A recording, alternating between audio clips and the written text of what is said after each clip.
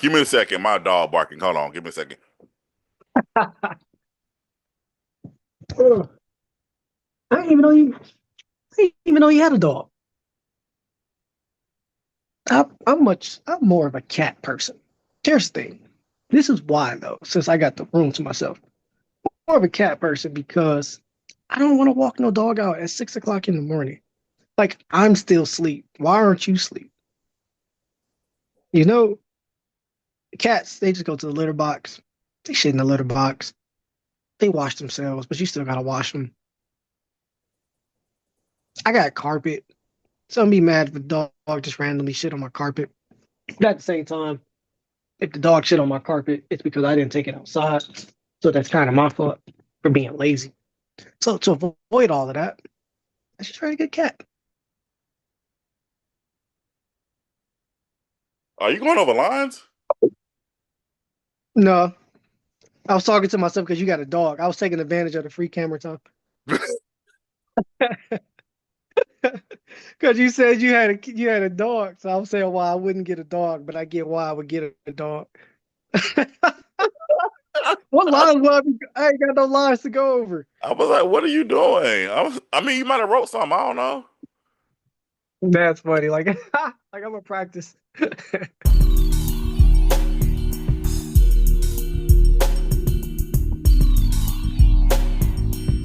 Yo, what's up, everybody? Welcome to another episode of VPN Chat. It's your boy, Carlton, and I am here with actor, director, producer, Michael Mykkel. What's going on, man? What's going on, man? Nothing I much. appreciate Yeah, man. Thank you so much for closing out 2024. I definitely appreciate you for taking the time to talk with me today. Um, and I want to get started with a gripe that I have with you. And I want to let the it. world know because Michael Mykkel fussed at me for not saying his full name, but he be showing favoritism to everybody else. People that he's known. I've known Michael Mykkel longer than most of these people, and Michael Mykkel will fuss at me for not saying his full name, but everybody else can call him Michael, Mike, and all this other stuff, and he don't say nothing.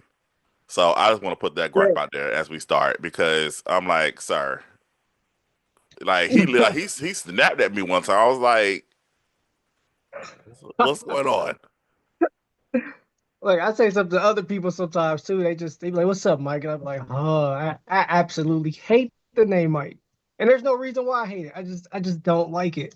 No, I understand. I feel it. I mean, I'm obviously people. I'm not really upset. I obviously wanted to share that because he did like it was that one. Like he literally was like every time I had said I didn't even call you Mike. I called you Michael. I think, and it was quick because I was trying to direct 50 million people. He was like, it's Michael Michael. I was like, sir, not in this moment, please, not right now. But no, I feel you though. It's like double M. I don't like when people call me Carl, so I definitely feel you 1,000%. And I You just, know what? I huh? never called you Carl. I always say KC. That's fine. That's perfectly fine. Casey's fine. Carl, no, please, like and it's like I be trying to figure out how to let people know that I don't like it. Like I Yeah. be because without coming off rude, I don't want to be like, hey, don't call me that. You know what I'm saying? I just that I was trying to be like I try to like maybe hesitate in responding, and maybe they'll pick Yeah. up like, hey, maybe I shouldn't call him Carl, but no, I've never called you Mike. I wouldn't do that unless like I said, unless you gave me special permission to call you by whatever. Um, but no, I just want to bring that up. How you just snapped at me that one day. I was just like, oh, That's funny. sir. I don't even remember it either. That's the thing. And the funny thing is, I think like somebody like right after I did it, somebody else had called you something. You said absolutely nothing, and I was like, really?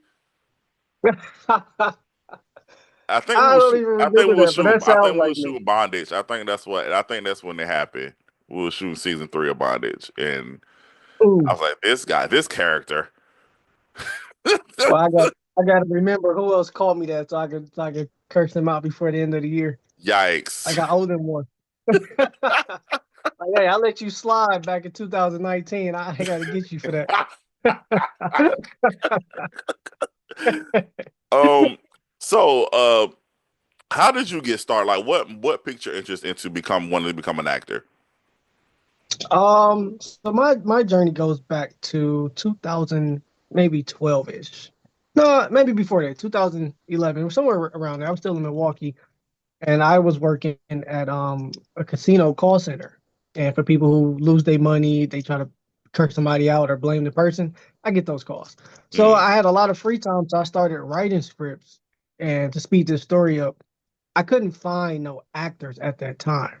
Like everybody I was reaching out to, nobody wanted to act, at least not the group of people I knew. Um, so then at that time, I started to do like self learning acting, like on YouTube and all of that, because I didn't know nothing about acting classes or anything like that. So I started to self teach myself, and you get the basics, but you don't get everything you need. So that's really where it started from. I just couldn't find no actors for stuff I wanted to write. So then I started to do the workshops when I moved to South Carolina. I started going to Charlotte for the workshops, and now I'm currently enrolled at USC as theater is my major. So it what just made started that way. I just couldn't find no actors, so I yeah gotta do it what myself. what made you move down south, like down here? I needed a change for starters. I wanted to get to Atlanta because Atlanta was where the acting marketing was at. And at the time before I was married, I was in a long distance relationship and she lived here. So it kind of made sense to move here. And Atlanta was like 2, 3 hours away. So like, oh, I would just go to Atlanta and get into the acting world. And so that's why I really came here. A change in the part I was in a long distance relationship with my girlfriend at the time, and now she's my wife. So Nice, nice. That's what's up. So our first meeting, you audition? Did you audition? Did you submit for Lover's Lane? Was that it? I did. So when once I moved here, I went to Charlotte's Filmed Acting Studios and I met Jessica Lark there. Right. And we just had a really good chemistry. And I was like, well, where you work at? She was like, oh, I do these things for Carlton Clay. And I was like, because at the time I didn't know who you were. So then she put me on to you. She was like, yeah, search his name and look at his work on YouTube. And yes, Lover's Lane was the first thing I auditioned for. And I was like, oh, this is dope. And Lover's Lane still is my favorite show that you've done. And there's it don't matter what else you do after that. Lover's Lane just have a special place in my heart. I absolutely love that series. But that is the first show I did audition for you. What about Lover's Lane? Like, what about it? Like, why is it your favorite? It's the storytelling. And for start, it's the intro. I love the music and the intro. It kind of gives me like Days of Our Lives type of feeling.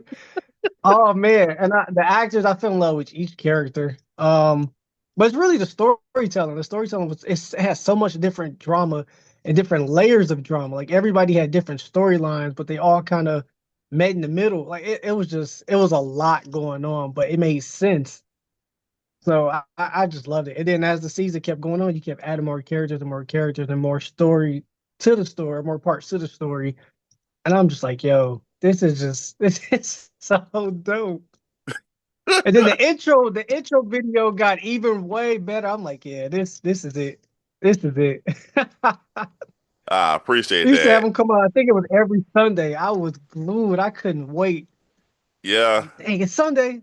Time to drop Lover's Lane this Sunday. Was it Sunday? That's my shit, I, man. it may have been. Oh, Maybe Friday. Friday. Friday. Yeah, Friday. Yeah, it I was Friday. couldn't wait, man. But we I just love everybody's background stories and the actors were so dope. Everybody was into character. Yeah, it was dope. well, I appreciate that, man. And I'm sure everybody that was a part of Lovers Lane appreciates it too. But yeah, like I said, yeah, I remember you submitted for Lovers Lane, and then we started doing Sweet Mahogany, and so then that was the Yep. first time that we had the opportunity to work together. Sweet Mahogany, what was your first like when you first got the scripts? Like, what was your like initial reaction? Um, let's see. When I first got Sweet Mahogany from, so there's two different reactions. The first Okay, reaction is I, I gotta read the script, make sure I understand the script, make sure I understand my character, And then the second reaction is, I just don't want to fuck this up. I want this. I want. I want to bring life to this character. I want to make sure that people watch this and like, oh, he's boring. And of course, I'm going to critique myself more than anybody else critique me because we are our own worst critics. True. But when I first read it, I just wanted to make sure I understood what I was reading. And it made sense. Sweet Mahogany is also up there. It's not Lover's Lane because Lover's Lane just have a special place in my heart. But with Sweet Mahogany, that's really what it was. And I wanted to make sure that the people I was acting with, that our chemistry was more natural. I didn't want it to make it seem like we were just reading off a piece of paper. Hmm. So I wanted us, and of course, me and Jessica already had chemistry because we were in class together. Um, so I just wanted to bring that real feeling to the script. Yeah, which you absolutely did. And I'm looking on IMDb now because and I have this. I do this every time. I'll be like, "What are these characters' name?" Rick. Okay, I could not remember. You. I was Yeah. like, Oh "What is his yes, name?" It was Rick. pretty original. I'll be. I man, Rick, listen. yeah, Once Rick is the once guy. once it hits the page, it's out the dome, and I don't remember it. So it's. Oh no, I understand. Uh, but yeah, I get it. you play Rick. Rick it starts off. He meets Mahogany at a park, and Hmm. then comes to find out that he's the handyman for her mom. And then Yep. in season two or part two, however you decided to watch either as a series or a movie, then he ends up moving in to the mom's house. Um, did you well, I mean obviously it was kind of there like Rick was somewhat flirty, I guess the first go round, but did you think like I said Rick and Mahogany would like end up together? Like what was your take on their relationship? So I thought Rick and Mahogany would end with each other in the end because Rick wasn't a bad guy. Hmm. He did get hired to do a job, but he wasn't a bad guy. And to my perspective, I don't feel like he really wanted to once he started to get to know her. Like, you do a job and you got to watch her, blah, blah, blah, blah, blah. And then you start to get to know the person. But I don't feel like he really wanted to do that after all. Like, he had real feelings for Mahogany. So I definitely thought in the end they would run off to the sunset and they would Not figure it out. not the But sunset. yeah, the sunset, the storm, the tornado. We was gonna make it regardless. On the other side of that rainbow, it was gonna be Rick and Mahogany. Didn't happen that way, but But I yeah, definitely thought they were gonna end up with each other because what's Camille's character? He had his own stuff going on. Him and his oh wife, they Khalil, already had something going on. Yeah. Yeah, Khalil. So Mahogany could have had a really fresh start with a good guy, and he know how to fix some things around the house. So you ain't got to call no plumber or anything. Like I can fix everything. He's a fixer. Uh, so that would have been a great look for her. However, she decided to go a different route. It's okay.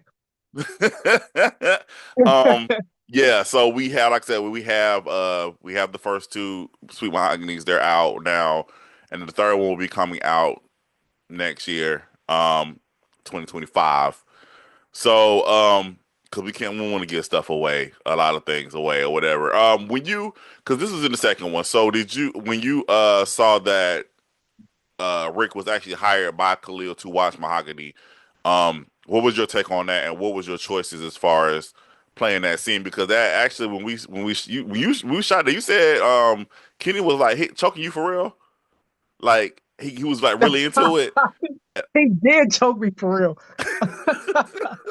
Here's the thing. So I learned this from my favorite actor of all time is Marlon Wayans, and he says sometimes when you acting, it's a natural instinct to do certain things, and instead of like, hey, stop, just go with it. Like if it Uh-huh. makes it look better, go with it. So when Khalil was choking me on that wall, by like the third choke, in my mind, I'm like, damn, I hope I can get through this because I can't breathe. And he apologized so many times. He's like, "My bad. Why you didn't say anything?" I'm like, "Dude, just keep going. If I die, it's on set. It's No, like it's great. It's on no, camera."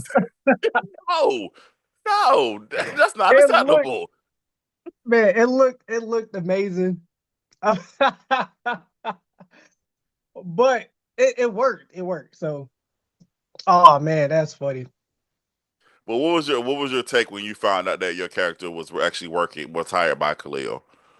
Okay, so I didn't know. I knew I was hired by somebody when I reading the script.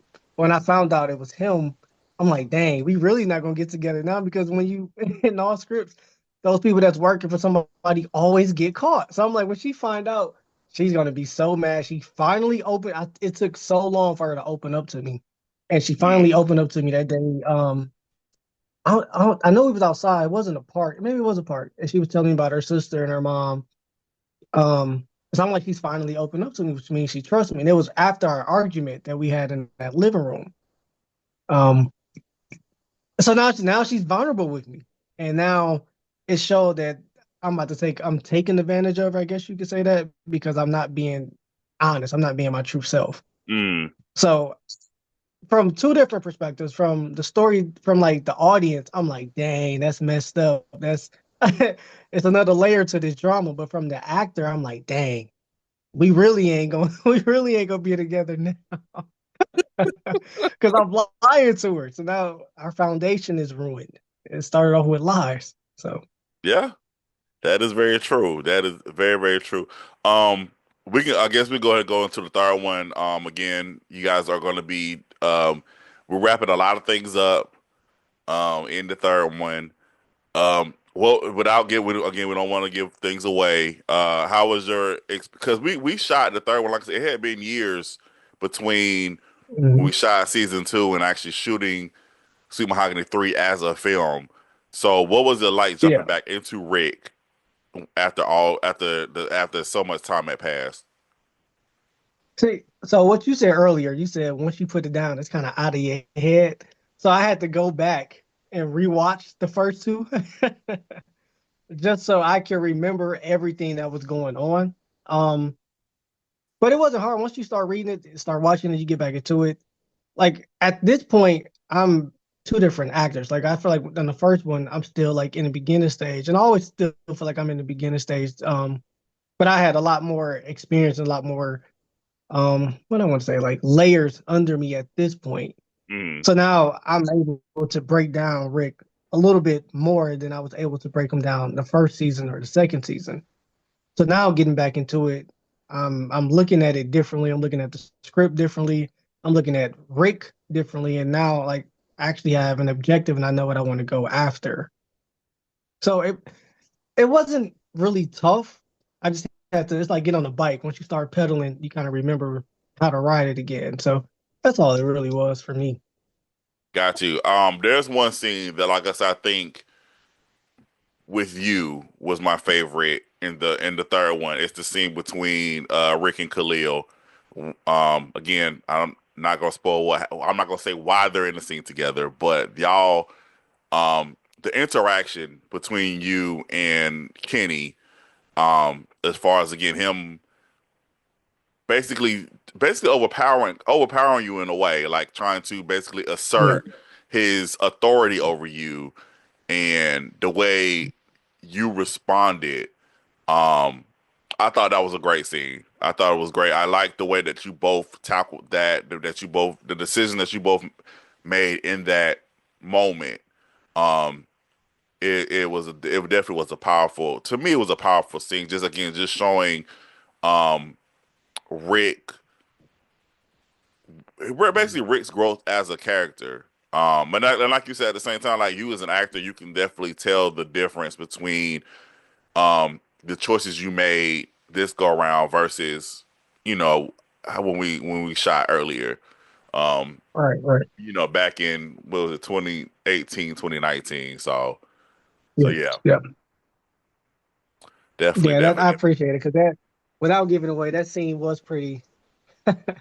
I had to like figure out where would Rick like where would like me? I had to put myself in that like because you know Kenny's a big guy. I don't know if y'all know Kenny's a big guy. Kenny look like he lives in the gym, so he is a little intimidating. I mean I ain't no punk, but he is a little intimidating because he's a solid guy. So of course you're a little scared, but at the same time you want to overcome your fears too at the same time. So Mhm. yeah. So I had to make that decision. So I'm like literally in the middle. Like, I know where I'm at, but I know where I want to be too. So you got to kind of combine the two. So yeah, I appreciate that. That I appreciate that. You're welcome, sir. You're welcome. I'm like I said, I'm looking forward to everybody seeing Super Mahogany 3 1 so everybody can stop asking me about it. And then two, um, No, when I tell you I appreciate the love and support that of course, but it's like literally maybe once a week or every other week. It's like, hey, where's Sweet Mahogany 3? I'll be like, y'all will find out when I find out. Just once hey, once it's sent off, it's out of my hands. So I have no- I like I don't I like I said I have no answers to your questions, but just be patient. I gotta go through our text messages because I feel like I asked you that too, at least once. You I think you once pro or twice. you probably did. Yeah, You probably not. I'm But like sure I did. I'm looking forward to everybody seeing it because again, I'm glad that we had the opportunity to close it out. I really hate not having endings. Like I hate when shows or movies don't end. And it doesn't have to Right. necessarily be a happy ending because life is not always a happy ending, but at the same like it needs to be some Yeah. type of conclusion. And so I'm glad that we finally got to conclude to Mahogany. So yeah, you Yeah. guys I'm sure you guys will I hope you guys will enjoy the final part of this saga. So You got me thinking. You said with me and Mahogany would have a sweet. I definitely should have definitely had a sweet end, especially after that kiss. That was such a passionate scene back in season two. We definitely should have. We definitely deserved a happy ending, and maybe we will get one. Who knows? Who knows? Who yeah, knows?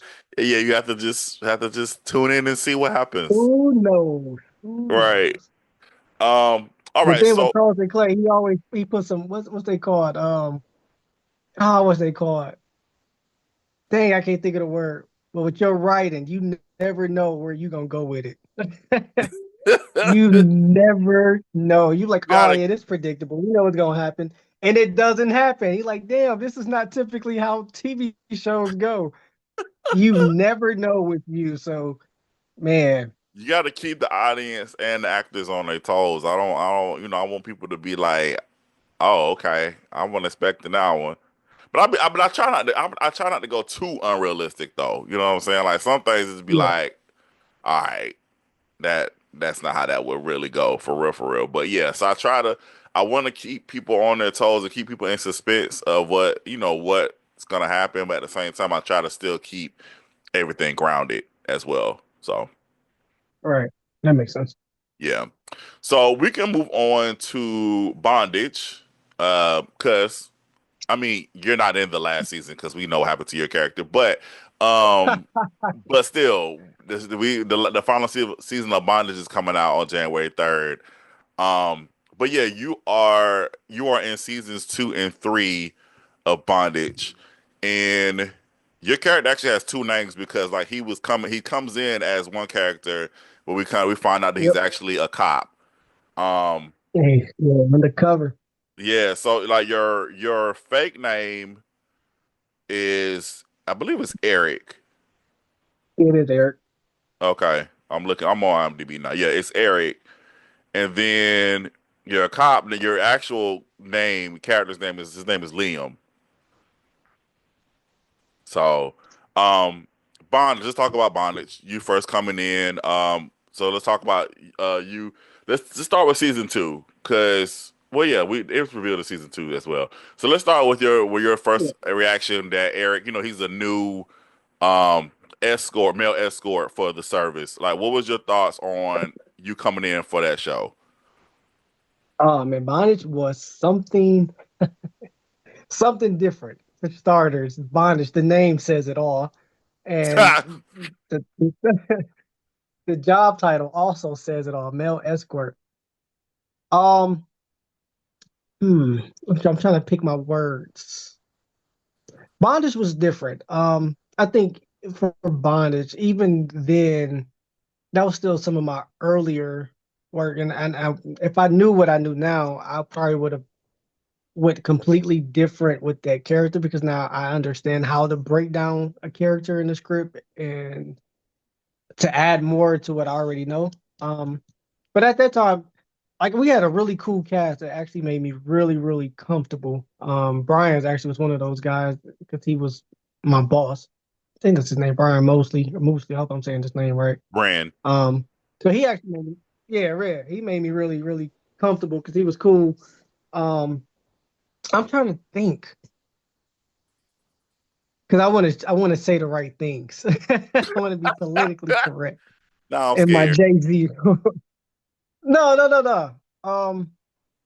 I would just say Bondage was a different experience. It was actually that role was actually the first type of role I've ever done. That was actually the first time I've done stuff like that. Little did I know later on I'll be doing it all the time. But that was actually my first type of role. So I was a little I guess you could say I was a little bit nervous. But at the same time, you just want everything to look realistic. You don't never want it to look like it's fake on camera. But that character was fun to play because I never was a male escort for starters, and I definitely ain't no cop. But the two characters was different because one, you have to play this role without getting caught. Like you have to. I ain't gonna say you being a snitch or like a CI, but you trying to learn what you need to do. But also play double sides. And then sometimes when you're doing two characters or two sides, you get lost in it. Hmm. And that's realistic in life because I know a lot of people that have a lot of different personalities, and sometimes your personalities end up mixing. Like and when I say that, I give an example, like when you at work versus when you outside of work. Like at work, you're a different person. Then outside of work, you're a different person. But sometimes they clash. You got to remind yourself, like I'm at work. Like sometimes people at work got me messed up. Yeah. So then, like the outside version of me come like I'm like, whoa, you gotta remind yourself you're at work.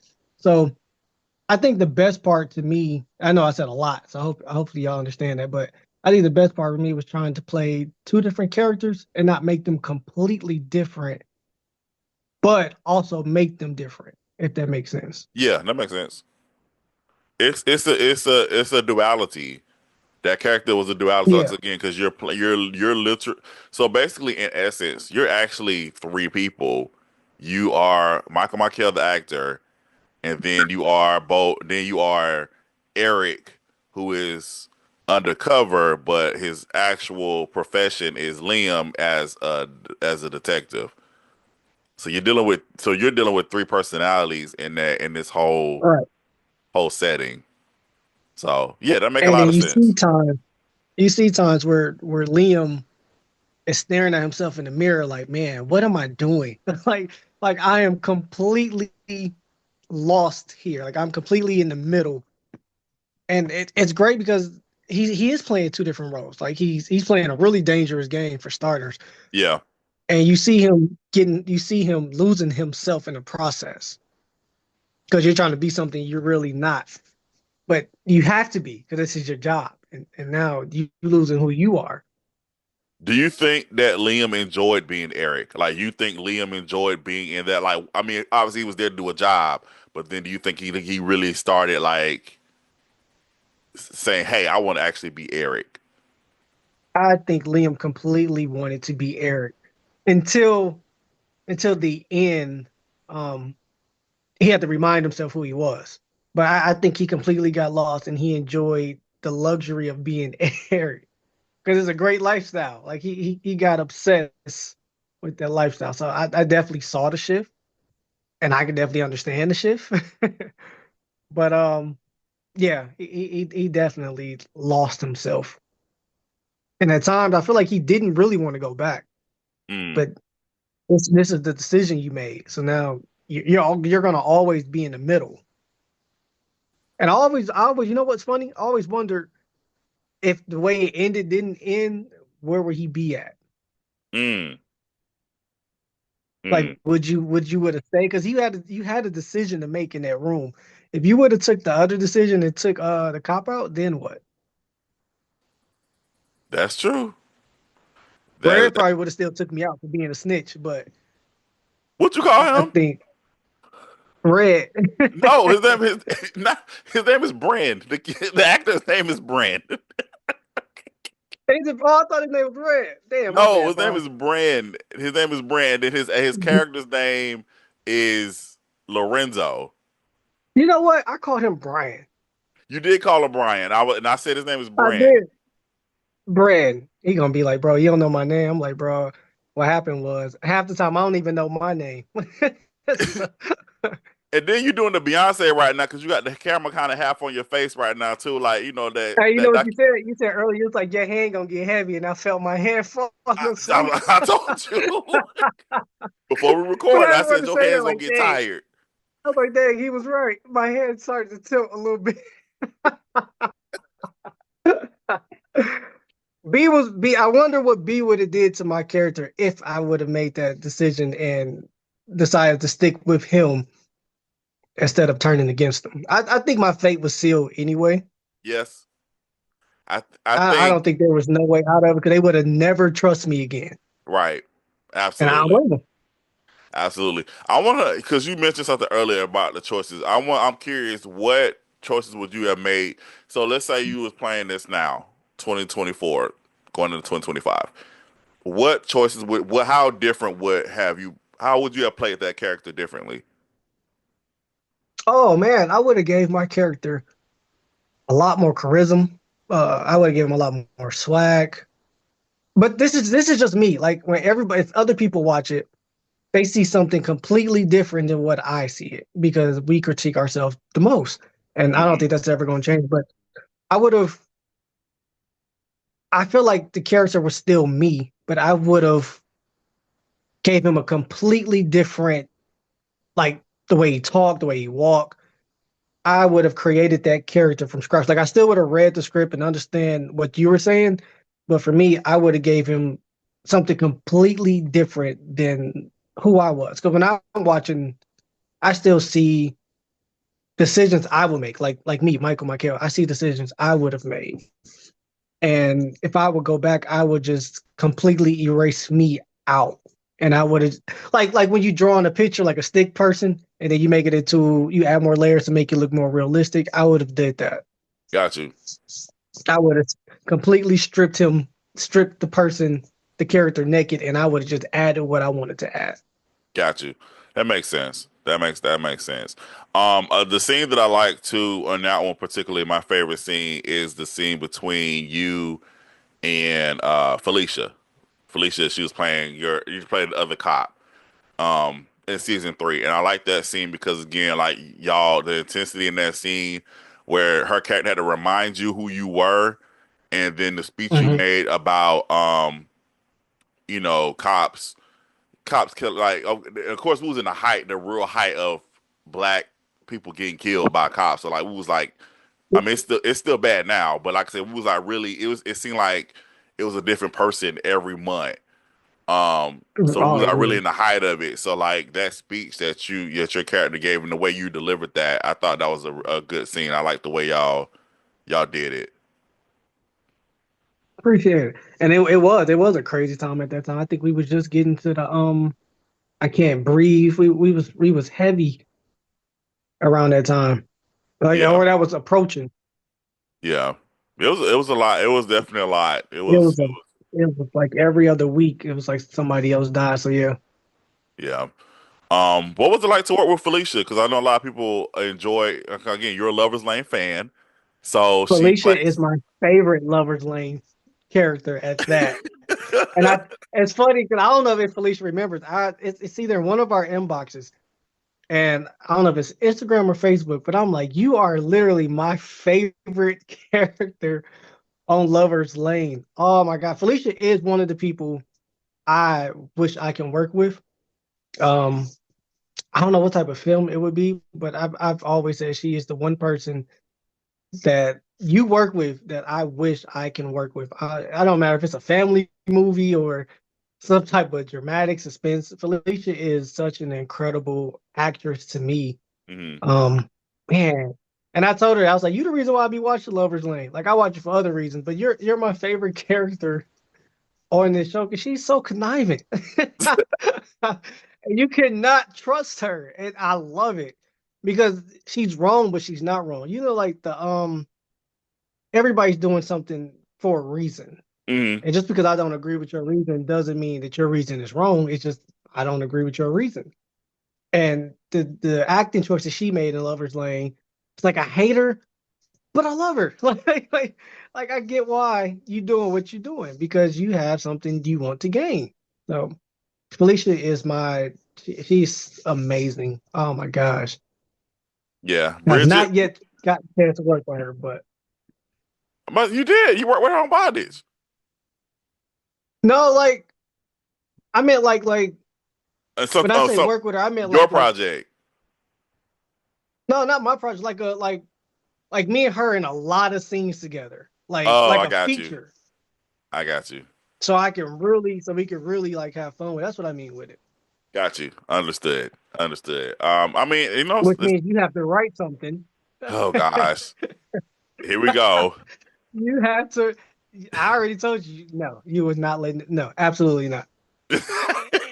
I ain't even gonna say too much, but I already told you, nope, no, no, I'm about to say you can say what you want to say. This is your space. This is your time. no. I'm not gonna put your business out there. But no, you're just not. No, you're not. No, no, no, no. I already said no. I understand. You're just taking a little break. Cool. Take breaks sometimes. That's good for the soul.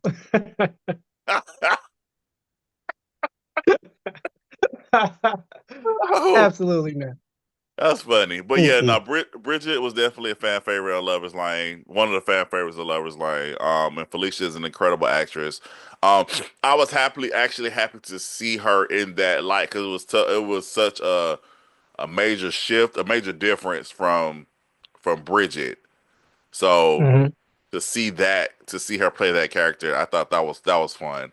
Um, yeah, like I said, I will. And again, I mean, it's been years since season three came out, but I will say that your character's death and her character's death as well. Those were some sad moments. That was Yeah. very sad. You know, it was because I was reading it and I was like, I got killed. But there was no other ending for me at that point. I feel Hmm. like you're stuck where you are. There was nowhere else for me to go. There was nowhere else for I don't even believe there was nowhere else for that character to go because you're stuck and you wasn't gonna get out that room. Like that, you just wasn't getting out that room alive. Right. But I wouldn't have let me out that room alive either.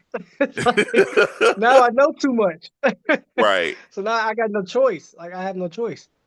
If you would have shot the cop, you would have just did us a favor. Hmm. That's true. That's very true. So What is it like for an actor when they find out that their character is going to be unalive? What what is that mm, feeling like for an actor when you read that? it is. So I can't speak for all actors. For me, it depends. If I know there's nowhere else, no, I can't even say that. I mean, I just said that there was nowhere else for my character to go, but as a writer, there's always somewhere your character can go. Um, it's really it's sad because in your mind, when you get so involved in your character, you know the happy ending you want for your character, or you know the ending you want for your character. So then when you don't see the ending, you like, let me call the writer, see if he made a mistake. Because what I saw, what you mean? Like, because I didn't see this. You need another perspective. Look, or we could do it this way. But sometimes it does sad because either the show is coming to an end or your character is coming to an end. And when you on when you're on set with this cast and you really enjoy being around them, you fall in love with the character that you are, and you got a chance to develop your character and really get to learn this character. It does get sad, but then sometimes I understand why the character got to go. So it just depends on the show. Got you. Got you. Okay. Sometimes the best part of the scene is when your character die, like especially for them villains who's not really villain, they just misunderstood. When they die, it's like, yeah, that's I understand why that person died, but man, I left my mark on this bitch. Y'all gonna always talk about me alive and dead. So Okay. it just Okay. Yeah. depends on the show. Gotcha, gotcha. I know. Some actors they be like, "Why you killed me off? Well, like why? Why did you?" And I just be like, and honestly, and okay, you're a writer, you know. Like I said, as a writer, you have to follow the character, what's going on in your head. You have to follow the characters and their journey. Um, you can't necessarily go off of what you would do all the time. Like, so you really have Yeah. to really just be true to the story and the world that's happening on the inside. So, and I know, like I Right, said, right, it's kind of hard to explain. If you're not a writer, you don't really get what I just said because I know you'd be like, well, I know people are like, well, you can control that. I mean, but then it won't be authentic. I feel like it won't be authentic to what the world. You have to be actually be in the world of right, that story. You know what I'm saying? And really stay true to that versus okay, this is what Carlton wants, or this is what this particular actor wants, or whatever. So I just to really tell the true authentic story, you have to really be captivated and stay true to that world. right. And Now I writers get, I get, understand that. So, right. Now but I get yeah, that 100%. Sometimes if I feel like my character is too stale, or sometimes when your character is the most popular one, sometimes I get it. I get it. But yeah. it just depends. Like if you're really in love with the show and in love with your character, and you feel like your character's ending, or there's a lot of different choices your character can make, and then you see like, whoa, I'm getting killed after this scene. Like, dang. So it just depends on your attachment to your character and your attachment to your show. I mean, I did. Yeah, that's true. And I said this being transparent, like even as I said, as a writer, there were some choices that I made because I because of the friendship that I've had with certain actors, and the characters honestly stayed longer than what they should have. And then I go Right, back and I'm just like, yeah, I should have stayed true and authentic to the story versus, well, let me because this person is a good friend, quote unquote. Let me prolong their stay, and that's not really what was best for the story. So, right, and like I said, it ain't no beef or no ill will, but I mean it's just the truth as far as as a creative, you have to make those decisions, especially like you said when you create those relationships and you're just like you enjoy working with certain people, and it's like okay, but what is best for the story versus right, your personal feelings. So, right. it's a battle. It's definitely a It's battle. definitely, I can imagine the challenges you have to make, because you have a relationship with a lot of us. So Yeah. I can imagine sometimes you like the difficult decisions you have to make. Like, dang, that's my guy, that's my girl. All right, well, she got to go though. But dang, do I really? Is there any other way I can? I can imagine that it's difficult for you. So But that's the beauty of at the time I was doing like a thousand things. So it was like, all right, well, you might be done with this, but at least I can put you on this so we can do this or whatever. So I mean, at the like I said, at the time yeah, I was doing a thousand things. right, right, I'm gonna reiterate right. at the time. Yeah, at the time we get back to it. No one.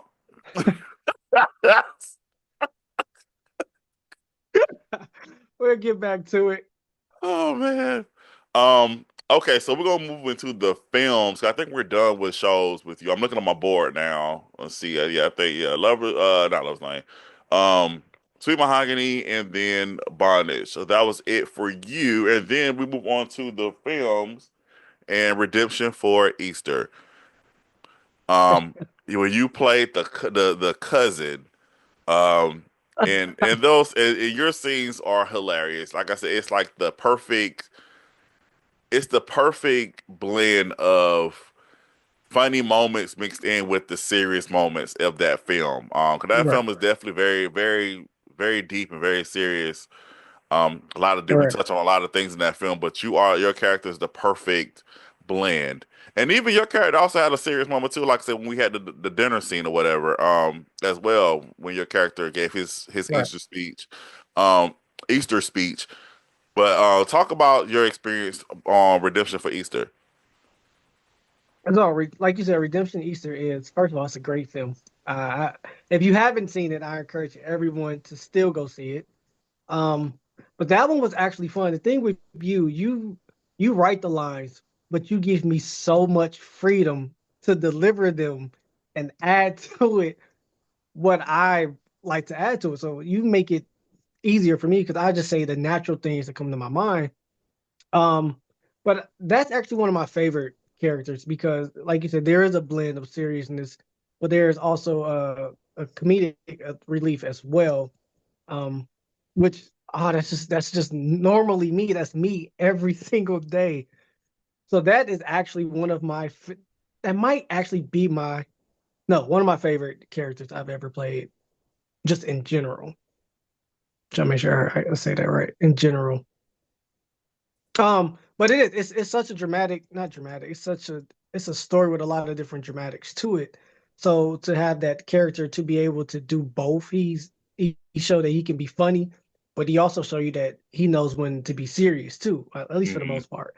hmm So having a character that's able to do both of those, that's that's me. Oh man. So do you see a lot? Redemption You say Easter. your character's name was Rico. Did you see a lot of yourself in Rico? I saw a lot of myself in Rico as far as the funny parts and the timing of the jokes. And some of that stuff was so much ad lib that I was I know you had a horrible time editing that, like, oh, he said something different. So, because I was saying so many different things. But it was so much fun because what happened for me was I would say these things in my head, like, all right, I knew what scene was next. So I'm looking around the room, I'm seeing what everybody have on. I'm like, all right, I know who he looked like, I know who he looked like, but I'm not saying it until it starts to roll because I wanted everybody to have a natural reaction. Like I'm not saying like, hey, I'm gonna call you this. It's just gonna say it and see how people react to it. So when I'm saying it and people just like you're like, all right, cut, and everybody just started dying laughing. I'm like, yeah, I'm doing this. I'm doing my job. I'm getting what I want from you. My goal, my objective was to make these people laugh, and I'm getting that. But I The do scene. see a lot of myself. Um, Go ahead. No, no, go finish. I'm sorry. No, but to answer your question, I do see a lot of myself in Rico. I actually relate to Rico probably one of the most. There's another film that we did that I relate to that character somewhat. But Rico, I definitely relate to him. Yeah, like I said, I thought you did an amazing job playing Rico again, providing that comic relief that was needed throughout the film. The scene, of course, that was hilarious. Was when Mama brought her new husband in, and everybody, all the kids were like shocked, upset, but Rico's coming in like just laughing and just cracking jokes about the whole thing. And I also thought it was funny too because Kenny, of course, is playing the husband, and it was funny because again, all the guys trying to buck up against him, and there you are. I'm like, what is he gonna do? Hey, I'm supporting the fam. I'm supporting the family. I'm their backup. Kenny is a solid guy, so I'm like, I can't intimidate him. So I gotta, I guess, intimidate him in a different way. I gotta crack jokes. Oh, I gotta find my strength because I ain't gonna be able to wrestle him. So now we could jump on him, but by myself, and that ain't gonna work. So let me find something I'm good at. Let me find my strength. I'm a like you go to jail, you see the biggest guy in there, you're gonna try to make him laugh and be his friend. So That's yeah, funny. man. That's funny. And like I said, yeah, it was a lot of ad libs. Yeah, it wasn't bad though. It wasn't bad editing. It was just having to cut and try to paste it and everything. Because like I said, we shot. Um, we had the different cameras, which was great. So it didn't take too long to film a lot of this stuff. But yeah, ad libs were crazy. And man, you know what? It's I love it, but I also hate it because when I be doing my own stuff and I'm like, dang, I said this 6 different ways, huh? So now I'm like, but I love it because I got options. But sometimes I can see why it can be a headache. So Yeah. now I'm learning to keep it at least two jokes, if go between the two. Now to have like 6 or 7 different ones. So I apologize that you have to go through all Nah, you gotta apologize. It's all good. It's all because I know me. And I'm like, damn, I said 7 different jokes about him. yeah, especially Oh like I said man. again, not when Shataria's character comes in, of course, it's just the Easter dinner, and it was just like because I think like I said, the shot was just on you, like the camera was just on you, so like you said like I think you said a different thing each time. I was That sounds about right. That sounds like me. And like, I would have never known until I start like recording myself doing goofy things. I'm like, man, I said this 10 different ways. So to make it easier next time on your next film, I'm not gonna say too many different ad libs. Yep, go ahead. Yep, yep. On your Carson's gonna get back in the lab and write. I'm not gonna do too much next time. him and this you and this next time that you keep speaking of, I don't know what you're Man, talking. I hey, don't know what you're talking about. it's we know it's coming. Back in the lab. Go ahead and make some room on that wall. Um, also too with that movie too, I liked again, I think like I said, my favorite of course my favorite scene is the family scene, the Easter scene where everybody comes together and they're talking about what Easter means to them. That was such a that's one of my favorite scenes. Such a touching scene. And it was just crazy like it was the emotions in that room too, cause like people were like y'all like people were crying for real. Like people was like Hmm. y'all was in it. Y'all were Legit crying. in it. And it was like, yeah, each person had to do it twice. Hmm. So I remember yeah. that scene was very emotional. And what I remember the most, I don't know if Shay remembered, because I think I was like one of the last people to go. And Shay was like, "Let me guess, you got something funny to say." And I was like, "No, it's actually gonna be really serious." Because everybody was expecting me to say some goofy at that time, and I had nothing goofy to say at that time. And that part stands out the most to me because I just remember Shay was like, "You about to say something funny, ain't you?" And I'm like, "No, like I'm not." And it shows a shift that, like from what my character really was, that he really have emotions and he actually really. I'm not like the freeloading cousin. Y'all are my family. Like y'all are like the closest thing I got to a brother, sister, and a mom. And to be able to finally show that, I feel like it gave my character a different layer. And people Hmm. can look at him like, all right, I get it. He's not just a freeloader or just a bum. He just likes being around his favorite cousins. And so I enjoyed that part. Yeah. Like I said, that was very heartwarming and very touching for sure. Yeah, that was great. Y'all did that for sure.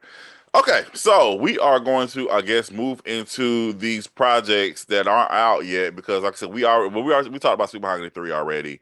The assistant to a family affair. So you are Mm, in that. You are playing Mikey. Mikey. Do people call you Mikey? Mike. No, some people do, but it irritates me. I'd be like, "Hi, Mikey," and I just be like, "Hi, good morning." Good fucking morning. Um, You have whatever type of morning God intended for you after that. wow. What's funny? First, I just want to say, when I wrote this character, I was not thinking about Michael Mykkel at all. I just that was just the character's name that came to me. It was gonna be Michael, and they're gonna call him Mikey, and then it just so happened I was like, "Hey, Michael Mykkel, do you want to do this part?" So, so you playing the character that actually has your name. Talk about okay. Again, we can't give a lot of things away. Right, But right. talk about first of all, talk about your character, Mikey, the character, and then talk about your experience on this film. First of all, you know what? I think I said Redemption for Easter was my guy, but Mikey might be my guy. Um, So the film, see, without giving too much, Mikey has his own obstacles like any other person in the world, and I feel like Mikey's coping mechanism is just making people laugh. Um, so I understood the film, I understood my character, I understood like things we go through, and so for Mikey, I wanted to use what I normally use to get over stuff, and that's just like goofing around about situations, even though they serious. Like comedians do it a lot. Comedians have so much trauma, and they use comedy to relieve they trauma. So I wanted to use that with Mikey, and I'll just leave it at that. As far as the cast, oh my God, Bird is my homie. Deja is my homegirl as well. Um, they made it so easy for me to be this character because I had an idea what I wanted to do, and I knew Bird personality, and only had until that time only had conversations with Deja like on social media. So when you make jokes, you want to make sure people don't take it offensive.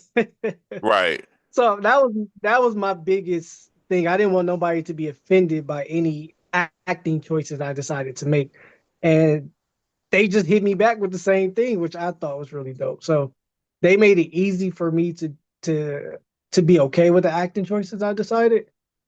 Um, so yeah, I don't want to give too much away, but yeah, it was a great cast. My dad, oh my God, I didn't realize he was that amazing of an actor. Like I never thought he was a bad actor, but we had a really good conversation, and man, his acting skills are on a whole different level than I originally thought. TJ, man, he's amazing. So I had a great experience with the cast, and you and everybody else that was around. Like I felt like that was, you know what? If I go back to Sweet Mahogany and go back to now, and of course it's supposed to happen, that was probably the most comfortable I've been on set within myself and trusting my acting decisions. I mean, that's natural. It's supposed to grow anyway, but I'm just thinking about that now. That was the most comfortable I think I've ever been as far as like trusting myself. Got you. Yeah, I thought the again, it's really hard to talk about this stuff but not give stuff away. Um, you and Deja definitely y'all definitely gave the brother sister vibes for sure. Even when we weren't filming, y'all definitely was giving like just cracking jokes on each other. Which is great. Like I said again, I like that again the chemistry is natural when with everybody. This and the scene with you and T. There's a particular scene with you and TJ, who plays your dad, and um, basically he says something to you that you can't take it back. Like it's like just you say Yeah. certain things. That's why it's important to watch your words, even in anger. You have to like let me take a step back because if I say this, I'm gonna obliterate you, and it's like really no coming back from it. So in that moment, in that scene, I think that definitely was 1000% the turning point for y'all's characters. Because I mean, again, I can say this, the relationship is tumultuous. Um, but at that point, it's just like, nah, it's not coming back from that. Like like It's not.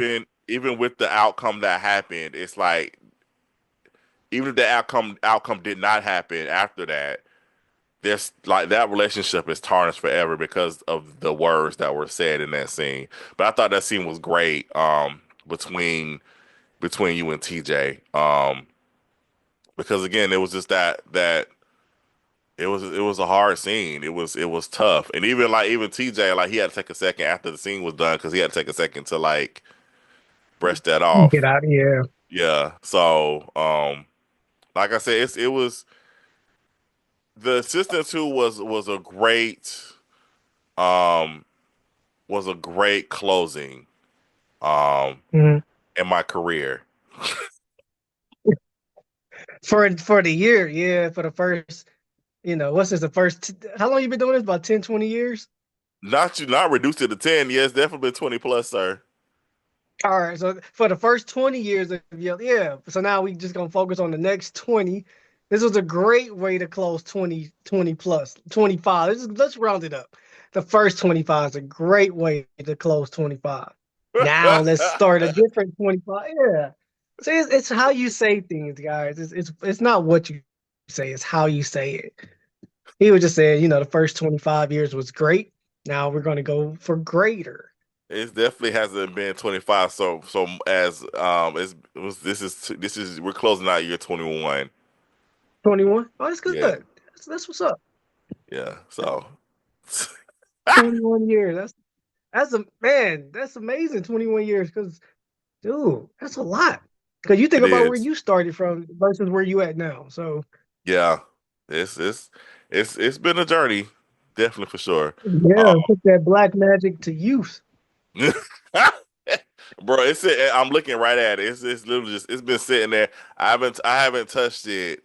I haven't touched it since the assistant to um Destin, who's somebody young guy I've been working with. He does the cosplay for me for my comic. Um he's a young filmmaker and he's been using it. So I just let him hold it. So Man, I haven't touched it since the assistant too. dang.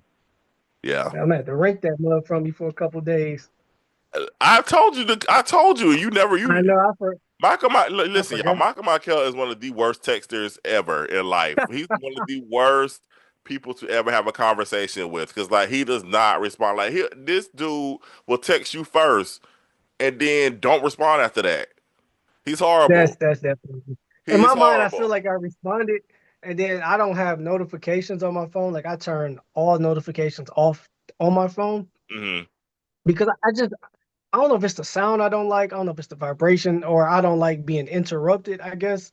Got you. So no notifications ever come to my phone. So sometimes I'm like, damn, nobody texts me. And then I hit the text app and I'm like, oh damn, you got 16 messages that you missed. 16 is So crazy. that is on me because I mean I don't have no notifications on my phone, but I wanted it that way because sometimes I get distracted so easily. Like if I'm doing something, I need to focus on whatever I'm doing. Hmm. And then just seeing the notifications, I'm like, dang, a TikTok notification came on. Now I'm on TikTok for 2 hours just scrolling. So to avoid that, I have to like I gotta turn stuff off. I respect that. That makes a lot of sense. I respect. So I won't be so angry with you anymore. Yeah, I just don't have no notifications on.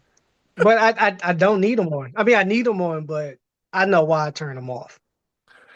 Yeah, that's a good answer. I can respect that for sure. Yeah. So y'all be actually y'all again same answer as Sweet Mahogany 3. I do not know when the Assistant 2 is coming out. I have no idea.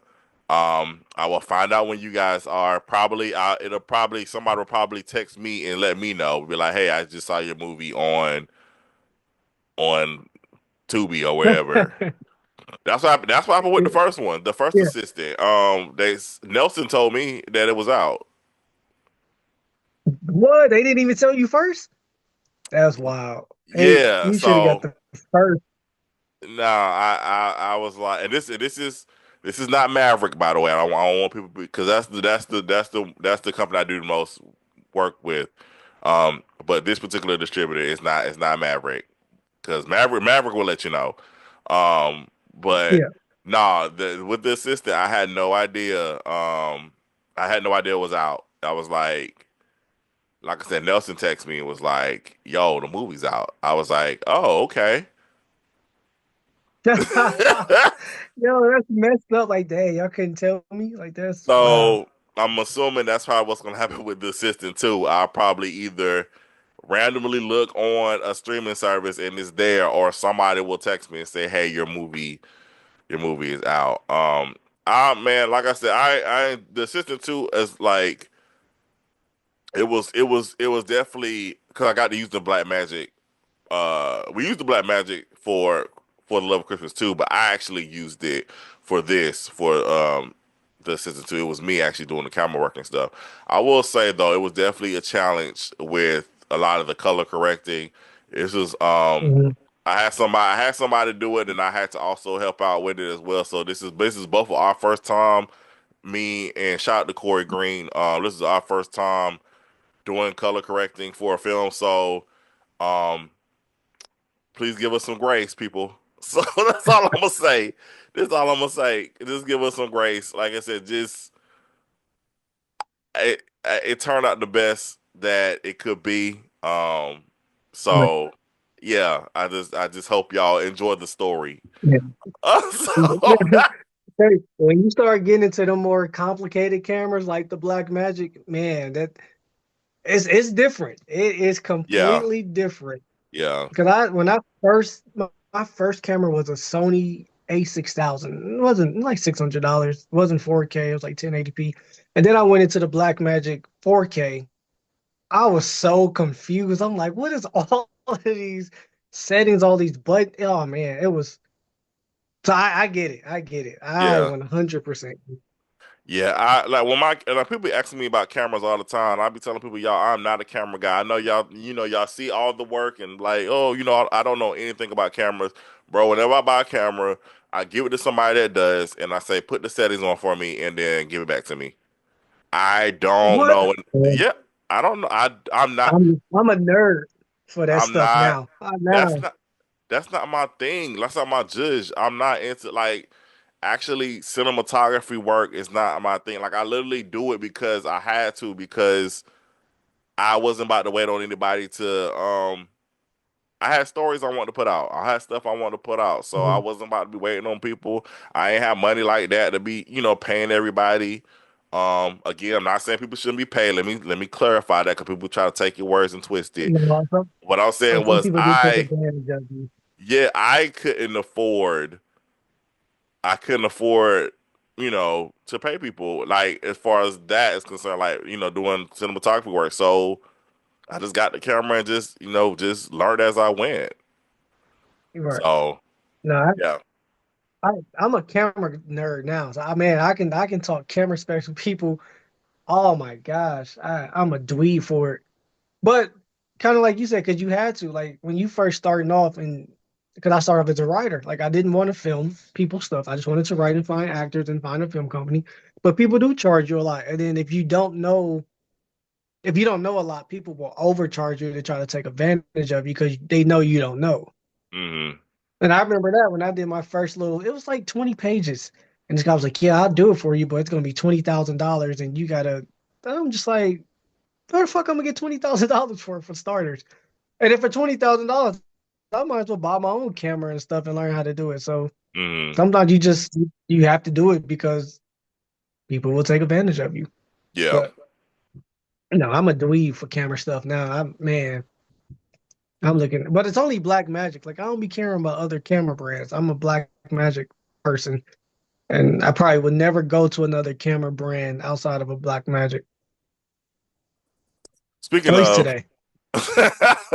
speaking of what are you working on? Because again, Michael Mykkel, he does his own projects as well. And I'm gonna talk about a gripe I got with you about that too. But I'm gonna first say I'm gonna let you talk. What are you working on now? Like what you got going on? um, I ain't gonna say unfortunately, at the moment, school has just started for me. So I am in a play, but after March 2nd, the first film that I'm focusing on is called Views. It's basically, I ain't gonna say basically, I try to get out of saying basically. It's about this couple who moves into this. They actually obsessed with being social media famous. So they move into this haunted house just to get views. So they find themselves doing a lot of things that they wouldn't normally do, but because they want that social media status. Hmm. But at the end, there's a lesson because they're gonna learn that social media status and doing all this stuff for views isn't always the best decision to do. Like I see so many people do. Like you never seen the people that be jumping in random people cars, or the people that be randomly starting fights, or just in random gangs doing stupid stuff for views. Like Right. this stuff can get you killed. So it's just basically telling you that views don't compromise your morals for views. So that's the first film I am working on, and that starts like March 22nd. I'm still waiting on a few other parts to make this work, but for the most part, we're going to start like end of March. And then right after that, I'm going into Girl Dad, which is a family film. because a lot of stuff I write doesn't be family related or for the family. But Girl Dad is 100% for the family. It's a bachelor. He wakes up one day and there's like a 10-year-old daughter, 10-year-old girl on his front step. He realizes his daughter, so now his friends are trying to figure out what happened to the mom and why the mom just left the girl, while he's trying to figure out how to be a dad. So those are the first two films I am working on, and views start in March. Girl Dad, we should start filming in like August. Nice. That's what's up, man. That's what's up. Good So, stuff. Now, I'm gonna talk about the gripes now. So, I so Michael Mykkel and I had two things that we were supposed to work on before I retired from this business. So the first thing was Michael Mykkel did these funny skits. He did these Moesha skits, oh, and for people who I know, know the name of it. Moesha is one of my favorite. Moesha is one of my favorite sitcoms. I love Moesha, and so when you did these Moesha skits, I was rolling. I thought they were hilarious. A lot of them, some of them came, during COVID time and all that stuff too.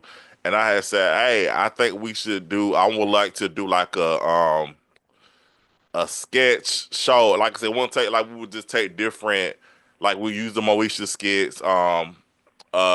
Just do different skits and just put them all together. Like it's like kind of like a in living color minus the live studio audience.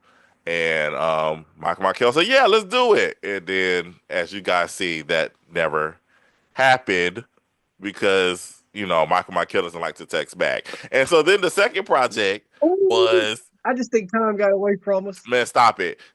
And then the second project was the we were gonna do a spoof on the Housewives stuff.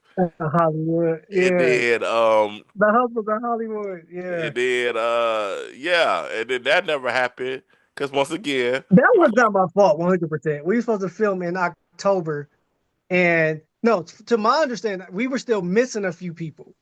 Okay, I think we didn't have the whole cast. We had like two people, but we needed. You said we needed like four total, which you included, and we didn't have everybody, if I remember correctly. I had one guy I was supposed to ask, and he was really busy at the time. So I'm like, dang, I didn't know who else to ask. Because he was the only person I could pick, but he was really busy at the time, and I think we only had just me and you. And I do remember you saying, "All right, it'll just be the two of us, and we just make a bunch of different characters just off the two." And then we were supposed to film either October or November, and then you and and then you then did and then you didn't get back to me. I think you started doing games we play. What? Remember you had that script called it got Kevin Oh, I in know it, what you're talking about. It definitely Kevin wasn't get Stone in it. you trying to get me sued. It definitely was not games we play. That's the BT show. That was not me. What's the, You talking about love games. yeah, Love Games. There we go. Because I just know Kevin in it, and I was like. We were trying to film around that same time. He was like, "All right, well, I got something to film, and we'll come back to this after." And then we never came back to it. See, like I got a good memory because I remember that. Because I'm like my boy KJ in it. Oh man. Yeah, well we didn't shoot love games either. So Oh damn! I just remember it was around that time. But the house that was gonna be super. Oh my god, that was gonna be super funny. We just didn't have everybody. But great that you're not retiring because we could definitely pick this back up right in the summer. denial is not a good thing to have, sir. That's why we got it. We think that we can go right back. That's the perfect. If you want to end it, we bow out, start over right there. So long as it's something involving you, then I can bow out. No, you can't bow for what? Dude, look at your wall. You got at least 20 more you can add back there. My wall's not that big. And then what if I need help? Say what? What if I need help? That's how you gonna retire? I might need some help. I might need another camera person. Oh no, that's not happening. If I you can borrow my camera. I'm done with the camera stuff.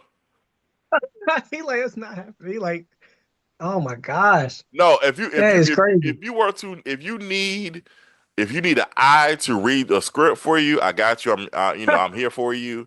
If you need if you need help with actors, I can definitely give give you some referrals.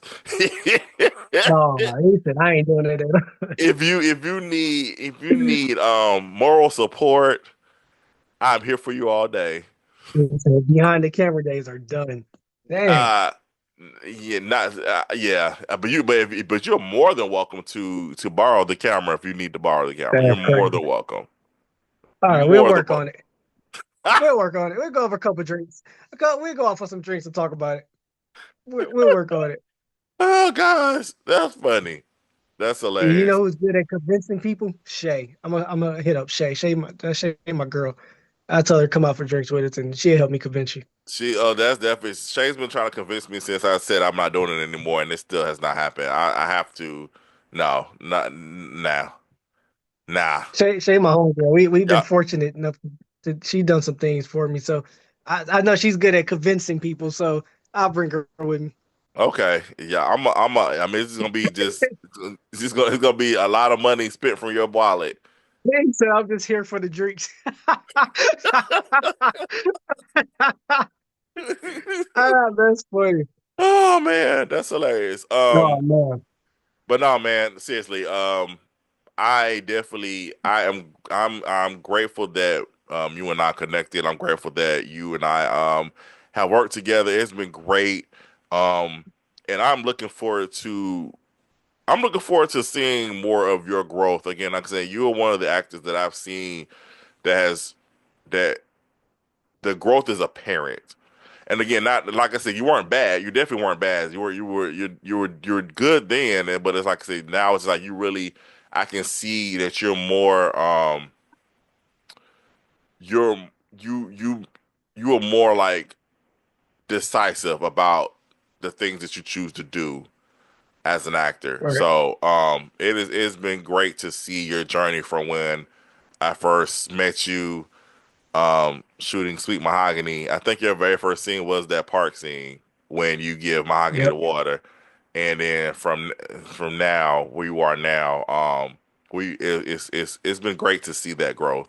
So it's been a privilege, Yeah, honestly. I appreciate it. I appreciate it. I am definitely grateful because a lot of my stuff is from you. So, like they say, the stars are going to always align. They're always supposed to align regardless of the route. I don't know where my acting journey would be at if I didn't cross path with you. Like you've given me so many different opportunities, and because of that, I'm able to learn from you. I'm able to learn from the cast that you pick. Man, like I don't know where my journey would be at if I didn't come across Carlton Clay. If I didn't come across Jessica Lark, who introduced me to Carlton Clay. So I am more than grateful, man. I just think about it because I just remember writing. I was like, hopefully he get my email so I could be in Lover's Lane. She was like, yeah, dude, this is his name Carlton Clay, and she was so nice, and Jessica. And I was like, all right. And you finally wrote back. I was like, oh shit. It's like, hey, Reedy gave me a chance. I'm trying to think Oh man. why weren't you in Lover's Lane though? Why Mm, I think why you was also starting at that time. You had Lover's Lane. You was doing Brotherhood. So you had so many different shows going on. And Sweet Mahogany okay was the next show up. okay And he was like, all right, I need new characters for Sweet Mahogany. okay. Because I think you would. Okay, well, this is a question. What character would you have liked to have played in Lover's Lane? Like, what if you could design your own character? What would your character be, and how would they interact with the group? Oh man. What it depends on what season we talking. Let's go to the season with Felicia because I would have to be. Oh man, I would actually want to be like a Felicia assistant. Like I want to be one of those characters that would be loved by her, but I Mm, also wanted to be hated by every other character. Like I wanted not even the characters. I wanted the audience to completely hate me because we hated Felicia. Like I wanted to be one of those characters, and I think I would have been like one of the new neighbors on Lover's Lane, and I would have tried to ruin the Smiths. I think that was their name, the Smiths. The Smiths? Um, Who the Smiths? what was their name? Who? The Who you talking about? Shay and her husband. I can't think of their Oh, the last name. Stewarts. The Stewart The family. Stewards. I know it started with an S. I would have tried to ruin them. Look, Lover's Lane was man. It was a while ago. Why I knew would it you started with an S, but want to ruin Cynthia and Malachi? What they do to you? Cynthia needed to be with. She probably would have needed to be with the character I would have created. I would have been more suitable for her. And then, if I remember, Malachi didn't like the swap too much. No, If I Malachi did not He enjoy the wasn't with swap. that. He was not with that. I would have been okay with that if Shay would have asked me the right way. And he was mad the whole time. Like, dude, if you don't smile, like, what you doing? Have fun, enjoy yourself. Look back at each other every now and then and give the nod, like, all right, we're okay. But yeah. But I wanted to be the character that everybody would have hated. So So you would have wanted to have been Bridget's assistant doing her bidding. assistant or her family member, something like that. Oh, I would have been just like her. okay. So you've been basically been the male Bridget causing havoc, Yep. specifically on Cynthia and Malachi. Yep. I would have manipulated my way to get whatever I wanted from everybody. And I probably Okay. would have turned on Felicia at the end too, because that would have just been my character. Like, yeah, I learned from you, but now I'm gonna use everything I learned from you to manipulate you as well. So, you got That, that little brother or that little sister, that little cousin you just can't say no to. yeah. I would have been that to her. Like, she would have done whatever I told her to do. Because like, oh, this is my little brother, and blah blah blah blah blah. And I would have used that Ah, to my advantage. you know what? That You actually, thought about writing no, it. I did think about writing it. Okay. Let me send you a pen and a notebook.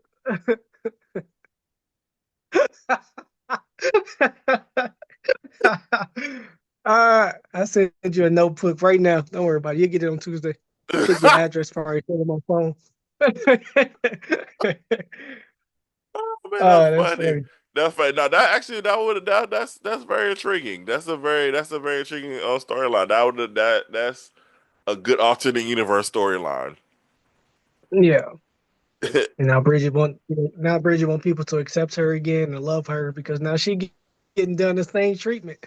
And it's funny how every character could have react to that. I think your character would not have made it that long. I don't think Bridget would have liked that. I think your character would probably have been offed. But that would have even been better. Like she got to kill the brother that she loves so much, or the cousin she loves so much, and would do anything for. Like she'll be battling herself. Like, dang, I do anything for him, but he's stepping on my toes. Like I have to do this. Like I have no choice but to do this, but I I don't think want to. I just think it's so funny that you want to come in between Cynthia and Malachi. I was like, what would that? That's so funny to Just me. them. I just want to come between them. Jessica, They already had people coming in between them. Malachi had Nicole and then Cynthia had Curtis. What you gonna do? nah, I would have went after Shay too. Now Malachi got another person. And then it would have had to make sense. Like she would have had to do so. It had to be some type of backstory that they did, maybe back in the day or something. I don't know. I would have made it make sense. You so funny. You so funny. Like I said, because she already had a back in the day situation. She was with EJ back in the day.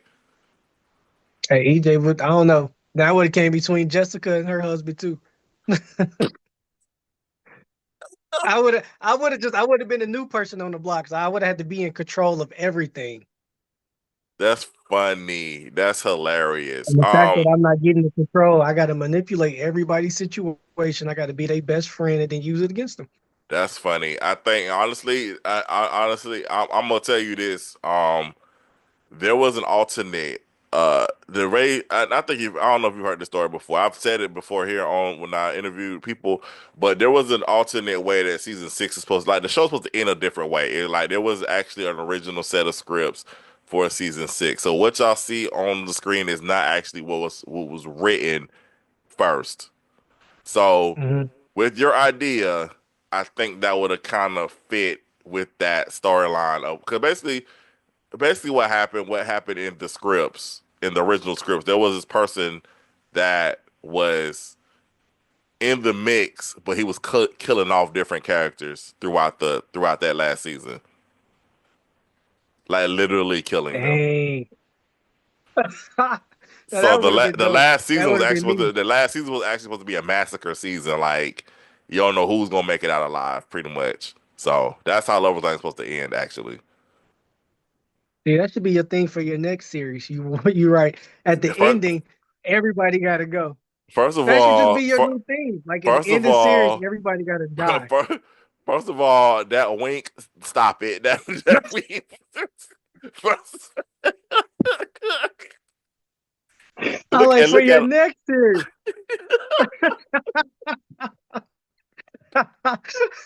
You see the next series that you're already writing, then that should be the season for that.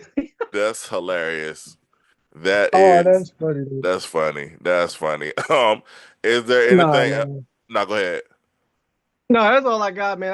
I'm grateful that you giving me an opportunities to do what I love and what I've grown to really love, and I'm able to grow because of it. So I appreciate it, man. Nah, man, I appreciate you, man. Thank you again. Um, Man, like I said, I appreciate you not only just have like I said, I appreciate not only just having the opportunity to work with you, but I appreciate our friendship. You are one of the people that will check in from now and again. Like I said, I definitely do not take that lightly. So I just appreciate you for being who you are. Man, I do check in. I'm like, bro, what you doing? You like that? I'm like, I'm just checking on you. It's Monday. I know. Like, just seeing what you doing. It don't even be no long conversation. I just be making sure you straight, man. Because sometimes Nah, that's what people be needing sometimes. And then I know yeah, I'll start the conversation and I forget that I even started. but now that you explained why, then now that makes Yeah. sense. So that way, I won't write angry Facebook messages about you. Man, that's funny. Because Reed I'm be just doing, she's playing. like, I'll message you. I don't do that no more. I don't do that no more. I'm Nah, just no, those subliminals be about me. I'm like, it's either me or Jessica he talking about because she don't respond back to nothing either. I'm just playing. I don't do that no more. I've been delivered from that. He said no more. That's funny. I get it. But yeah, I do, man, I don't like that ding or doo doo. I don't like none of that shit. I'd be like silent. That's what's up, man. All right. Thank you so much for taking the time out to talk with me and ending our VPN chats for 2024, man. Appreciate you, man. Best wishes to you in your future journeys and all your future projects that you have going on that you are working on. Appreciate it. Thank you. Thank you. That you're gonna come help me with if I need help. You're a couple 10 digits away. I'll just text you. If again if you need uh a comforting word, if you need some moral support, I will drive to where Oh you man. I will even drive to where you are just to say, "Hey man, I'm rooting for you. I'm rooting for Well, I you." appreciate that too. Hey, he standing on business like absolutely not. I done made my mind up. I'm not going back. I respect that. However,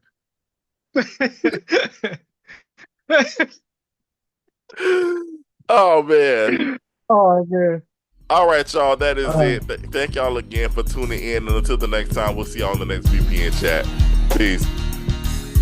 appreciate it. Peace out.